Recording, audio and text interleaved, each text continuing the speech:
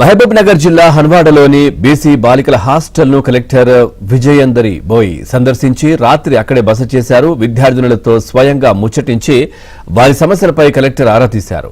అనంతరం విద్యార్థినులతో కలిసి భోజనం చేశారు. నాణ్యమైన భోజనాన్ని మెనూ ప్రకారం అందించాలని హాస్టల్ నిర్వాహకులను కలెక్టర్ ఆదేశించారు.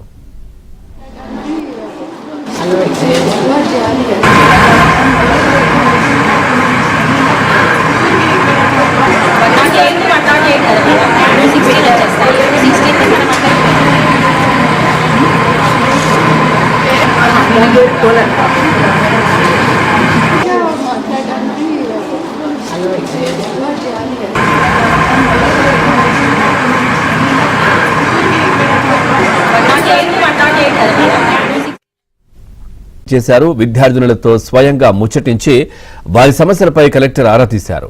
అనంతరం విద్యార్థినులతో కలిసి భోజనం చేశారు. నాణ్యమైన భోజనాన్ని మెనూ ప్రకారం అందించాలని హాస్టల్ నిర్వాహకులను కలెక్టర్ ఆదేశించారు.